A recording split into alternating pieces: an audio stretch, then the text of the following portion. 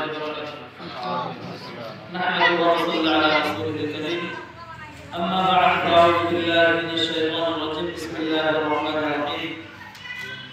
وأعدوا لهم ما استطعتم من قوة. وقال رسول الله صلى الله عليه وسلم الجهاد معروف لا يعود. আপনাদের সামনে আমি একটা আয়াত তেলাওয়াত করেছি পবিত্র কালামুল্লাহ থেকে।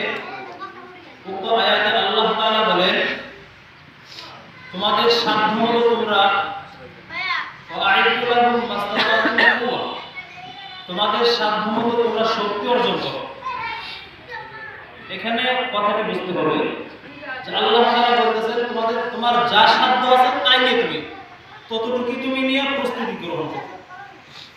আমরা যদি চিন্তা করি যে আমার বিপক্ষ যে তার তো অনেক শক্তি, অত্যাধুনিক যে অস্ত্র তার কাছে আছে সেগুলো আমার কাছে কিছু নাই, এই ধরনের ভাবনা করা যাবে না।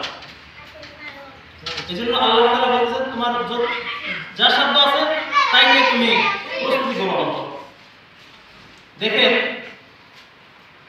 দুনিয়াতে কোনো বিষয় নিয়ে যদি আমার কার সাথে দ্বন্দ্ব লাগে, আমি যখন দেখি যে আমার হাত ছাড়া হয়েই যাচ্ছে, তখন কিন্তু আমার কি হবে, আমি মারা যাবো কিনা এই চিন্তা আমার থাকে না। আমি কিন্তু এটিকে উদ্ধার করার জন্য চেষ্টা করতেই থাকি। তো প্রকৃত মুসলমান ততক্ষণ পর্যন্ত হতে পারবে না যতক্ষণ পর্যন্ত আল্লাহ এবং আল্লাহ রাসূলকে সে মহব্বত না করবে। আর আল্লাহ রাসূলের মহব্বত মানে কি? আল্লাহ রাসূল সাল্লাল্লাহু আলাইহি ওয়াসাল্লামের সুন্নাত, তার আদর্শ। এজন্য রাসূলের জীবনীতেও আমরা যা পাই, রাসূলের জীবনীতে ইতিহাসে আমরা যা পাই, রাসূল সাল্লাল্লাহু আলাইহি ওয়াসাল্লাম যতটি যুদ্ধ করেছেন এবং কাফের মুশরিকদের বিশেষ করে মক্কি জীবনীতে রাসূল একা ছিলেন, সীমিত কয়েকজন মুসলমান হয়েছে, চতুর্দিকে শত্রু বা শত্রু, এর ভিতরেও রাসূল সাল্লাল্লাহু আলাইহি ওয়াসাল্লাম সত্য কথা বলে গেছেন এবং তার দাওয়াত দিয়ে গেছেন। এজন্য সময় সংক্ষিপ্ত আমাদেরকে প্রতিজ্ঞা নিতে হবে। আমাদের বিশেষ করে আমরা যতটুকু দেখি যে আমাদের ভূমিকাগুলো কথিতভাবে হয়ে থাকে, যে একটা মিটিং মিছিল করে সব শেষ হয়ে যায়, এরকম না। আমাদের টার্গেট নিয়ে আগাইতে হবে। আমাদের টার্গেট অনেক দূরে রাখতে হবে, অনেক বড় বড় স্বপ্ন রাখতে হবে, সেভাবে কাজ করতে হবে। আল্লাহ তাআলা আমাদেরকে, যদি আমাদের নিয়ত সহি থাকে, ইন্নামাল আমালু বিন্নিয়াত, যদি আমাদের নিয়ত সহি থাকে তাহলে আল্লাহ তাআলা অবশ্যই আমাদেরকে উত্তর দিবেন।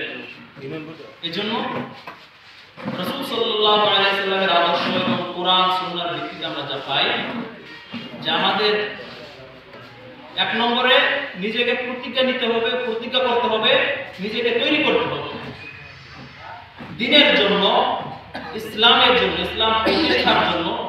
প্রয়োজনে আমার জীবন চলে যাবে, কিন্তু এর জন্য যে ধরনের পদক্ষেপ নেওয়া হবে, আমাদেরকে ইসলাম প্রতিষ্ঠার জন্য যে কোনো পরিস্থিতির শিকার হওয়া লাগতে পারে, আমাদের সেই দিকে অগ্রসর হতে হবে এবং সেই মনোভাব সবসময় আমাদেরকে রাখতে হবে।